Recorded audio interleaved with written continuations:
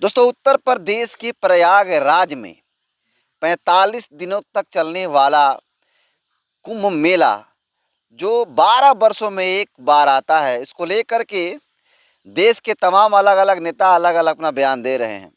अगर नंबर एक पे बात किया जाए तो भीम आर्मी से आज़ाद समाज पार्टी के चीफ और नए नए नगीना से सांसद बने चंद्रशेखर आज़ाद रावण, वो मीडिया को बयान में कहते हुए एक बात कहते हैं कि उस गंगा में, कुंभ का जो मेला, उस गंगा में स्नान करने के लिए जो लोग पाप किए रहते हैं वहीं लोग जाते हैं। और इसके अलावा बसपा सुप्रीमो बहन कुमारी मायावती जी, जो उत्तर प्रदेश के अंदर 4 बार मुख्यमंत्री रहीं, वो कहती हैं कि कुंभ मेला में कोई भी जा सकता है, वो तो आस्था का विषय है, इसके लिए निमंत्रण थोड़े भेजा जाता है। दोनों लोगों में कौन बेहतर बात बोला है, इस पर बात करेंगे। इसके बात करने के लिए हमारे साथ मौजूद हैं जनतंत्र खबर के पत्रकार नरेंद्र बसंत जी। तो सबसे पहले जनता दर्पण में आपका हार्दिक स्वागत। शुक्रिया।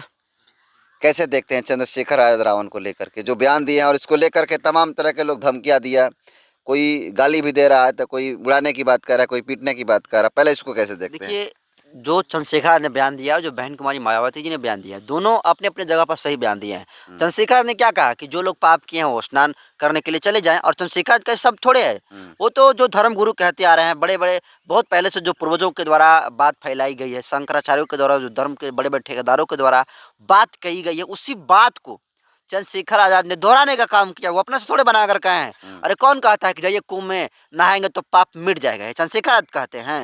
ये तो धर्म ठेकेदारों के द्वारा फैलाया गया है। तो चंद्रशेखर आजाद ने जो बात करी वो सही कहा, और जो विरोध चंद्रशेखर आजाद के इस मामले पर लोग कर रहे हैं, मुझे लगता है कि चंद्रशेखर आजाद का विरोध करने से पहले आप धर्म के ठेकेदार हैं शंकराचार्य, उनसे बड़ा कौन है शंकराचार्य? जो तो कहा जाता है कि शंकराचार्य सबसे इंटेलेक्चुअल मतलब पढ़े लिखे होते हैं, संतों में संत होते हैं। तो वो भी तो समर्थन कर दिए चंद्रशेखर का। नहीं, चंद्रशेखर ने सही कहा है। वो तो बोले हैं शंकराचार्य की, चंद्रशेखर ने जो बयान दिया है एकदम सत्य बोला है। तो उनका विरोध करो, क्योंकि उनका तो समर्थन चंद्रशेखर का समर्थन तो शंकराचार्य ने किया।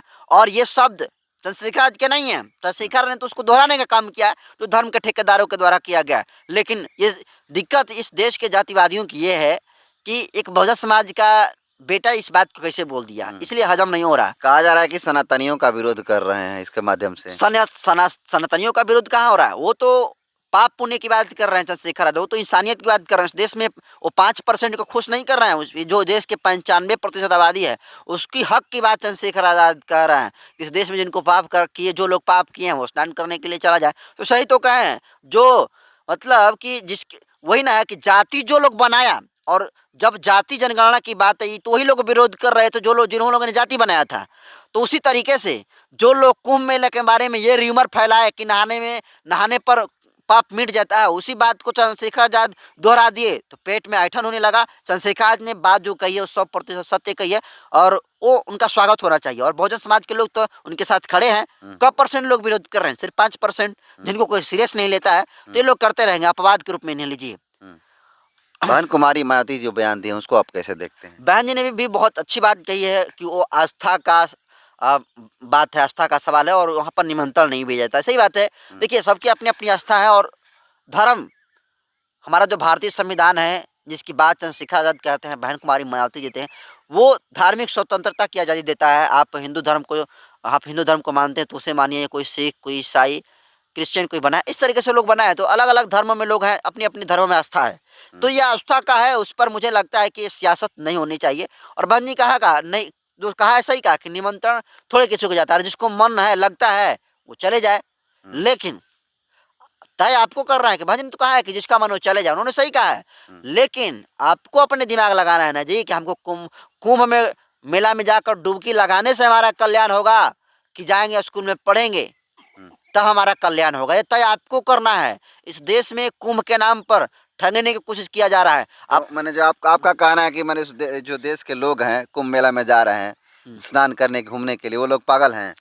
पागल नहीं है, लेकिन जो कुंभ के बारे में जो लोग ये कहे हैं कि नहाने से पाप मिट जाएगा, वो तो पागल जरूर है। क्योंकि नदी है, उस नदी में जो लोग नहाए, इतना कचरा है कि अभी एबीपी की हमने रिपोर्ट पढ़ रहे थे, उसमें 3 लोगों की मौत हो गई है। एनसीपी के उसमें एक दिग्गज नेता भी हैं, और 3000 ऐसे लोग हैं जो कुंभ मेला में स्नान करने के बाद वो बीमार पड़े हैं। और अब उसमें तो पता नहीं कितने लोग जिंदा कितने लोग मरे हैं, लेकिन ये हालिया रिपोर्ट जो है हमने पढ़ी, उसमें 3,000 लोग बीमार हैं। और सोचिए, वो लोग तो गए थे चंगा होने के लिए, लेकिन हो गए वहाँ पर बीमार। हम्म, तो ये र्यूमर कौन फैलाया? क्या चंद्रशेखर ने फैलाया कि नहीं जाएंगे तो पाप मिट जाएगा? ये तो र्यूमर सनातनियों के द्वारा, सन्यासियों के द्वारा, धर्म के ठेकेदारों के द्वारा फैलाया गया, और उसी बात को दोहराने का काम चंद्रशेखर ने किया। इसलिए जो लोग जा रहे हैं वो जाएं, उनकी आस्था का सब्जेक्ट है, वो जाएं। लेकिन भाई देखिए, जब आस्था के नाम पर, आस्था है तो उसको गुप्त रूप से आप करिए, लेकिन आप नंगा जाइएगा, आप तपस्या के नाम पर गुंडई करिएगा, संत के रूप में गुंडई वाली भाषा का इस्तेमाल करिएगा, तब तो भाई सवाल पूछा जाएगा। और सवाल इसलिए भी पूछना लाजमी है क्योंकि ये बताइए, हम लोग जब कोई फिल्म देखते हैं और उसमें कोई अर्ध नग्नता होती है तो 18+ अंडर 18 को वो फिल्म को रेस्ट्रिकेट किया जाता है और कहा जाता है कि ये 18 के नीचे वाले जो उम्र के लड़के हैं उसे उस मूवी को नहीं देखें। तो फिल्म में है जो कि थोड़ी सा नग्नता होती है उसमें, लेकिन जरा कल्पना करिए, जो कुंभ मेला में जा रहे हैं, लाखों की संख्या में जा रहे हैं, नग्गा साधु और साध्वी भी, वो क्या दुनिया को सीख दे रहे हैं? अरे तो ये मोह माया से परे हो गए हैं।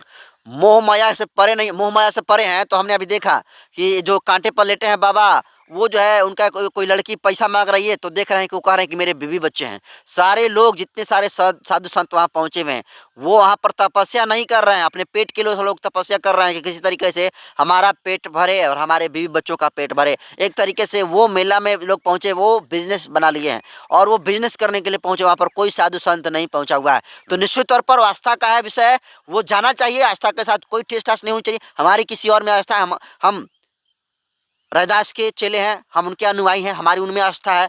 किसी को कबीर में आस्था है, कि किसी को श्री राम में आस्था है, किसी को शिव में आस्था है, किसी को अल्लाह गॉड में आस्था है, तो होनी चाहिए। लेकिन जब आस्था के नाम पर भाई जब उसका मार्केटिंग करिएगा तो सवाल खड़ा होगा। जब आस्था के नाम पर आप इस देश के कल्चर को खराब करने की कोशिश करिएगा और नंगा नाच करिएगा बिना कपड़े का और लड़का लड़कियों के बीच में, तो ये लेसन क्या दे रहे हैं? एक और सवाल लेना चाहेंगे। कल कुंभ मेले में आग लगा, काफ़ी भीषण आग लगी थी, जिसको लेकर के अलग अलग राजनेता जो है अपना ट्वीट किए थे। चंद्रशेखर आज़ाद का लगातार लोग, सनातनी लोग विरोध कर रहा था, लेकिन अपनी संतावना व्यक्त किया, अपनी भावनाओं को व्यक्त किया और बहुत सारी बातें लिखा। लेकिन वहीं उस उत्तर प्रदेश के मुख्यमंत्री योगी आदित्यनाथ जी कोई ट्वीट नहीं किए उसको लेकर के। इसको कैसे देखते हैं आप? इसको मैं ऐसे देखता हूँ कि देखिए, चंद्रशेखर में जो जो पॉलिटिक्स है चंद्रशेखर का, आप उनका जब से पॉलिटिक्स कर रहा हूँ, कोई जाति वाली, धर्म वाली, कोई मजहब वाली उनकी पॉलिटिक्स नहीं होती है। वो इंसानियत की पॉलिटिक्स करते हैं, वो मानवता की पॉलिटिक्स करते हैं, वो नैतिकता की पॉलिटिक्स करते हैं। और शायद यही वजह है कि आज कुंभ मेला में आग लगी तो सबसे पहले उनके लिए तेज आवाज कोई उठाने का काम किया तो चंद्रशेखर आजाद, और कहा चंद्रशेखर आजाद ने कि उनकी कुशल होने की मैं प्रकृति से कामना करता हूँ।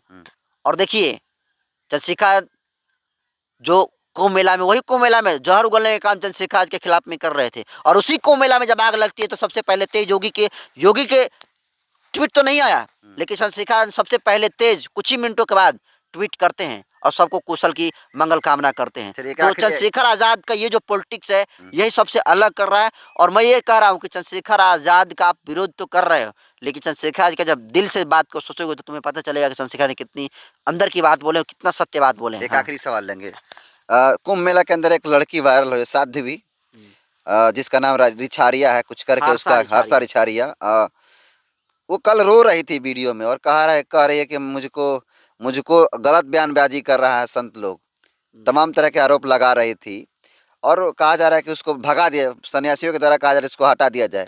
क्या कारण है कि लोग मांग कर रहे हैं कि उसको हटा दिया जाए यहाँ से? एक्चुअली ऐसा है कि देखिए, ये जो हर्षा है वो तो दावा कर रही है कि वो महामंडलेश्वर की मैं शिष्या हूँ और उत्तराखंड से मैं आई हूँ, लेकिन उसका जो मीडिया ने खंगाला उसका इतिहास, तो मॉडल रही है और वो पैसे लेकर अपना अपना प्रोग्राम करती है, लेकिन वो एकाएक साध्वी का ढोंग करती है और वो एक्सपोज हो गई। तो जो लोग संत उसके ऊपर अच्छी टिप्पणी कर रहे हैं, देखिए किसी भी व्यक्ति का पूर्व का क्या लाइफ रहा है, वो पूर्व की गलतियों को सुधार करके अगर वो साध्वी बन गई तो मुझे नहीं लगता है कि उससे एतराज किसी को होना चाहिए। लेकिन हम देख रहे हैं कि एक आनंद स्वरूप नाम के संत हैं, वो उसके सुंदरता पर सवाल उठा रहे हैं, वो जो है उसके आईब्रो पर सवाल उठा रहे हैं, उसके रील बनाने पर सवाल उठा रहे हैं, वो कौन सी कपड़ा पहनी है, इतना सुंदर क्यों है, और मीडिया उसका उतना क्यों दिखा रहा है। इसकी वजह से वो तमाम साधु संतों को दिक्कत है। और तो मैं ये कह रहा हूँ कि देखिए, साधु जो संत होते हैं उन्हें मीडिया से दूर रहना चाहिए, यश अपयश से, अच्छाई बुराई से, सुख दुख से दूर रहना चाहिए। लेकिन जरा सोचिए, इस प्रॉब्लम ये है कि कुंभ मेला में जो हर्षा है साध्वी, उसको सबसे ज्यादा मीडिया दिखा रही है सुंदरी साध्वी के रूप में। तो देख रहा है कि भाई हमको अटेंशन तो नहीं मिल रहा है, हमको तो हमारे पास मीडिया का कैमरा नहीं आ पा रहा है, इसलिए वो परेशान होकर कि अटेंशन मेरे तरफ हो और इस तरीके से बयान देने का काम कर रहे हैं। उसमें उस साध्वी का कोई दोष नहीं है, वो तो पूर्व के जीवन को छोड़कर आई है, तो वो किसी भी आस्था में जाए, कोई कोई किसी भी भगवान को माना, हमको उसको प्रॉब्लम नहीं है।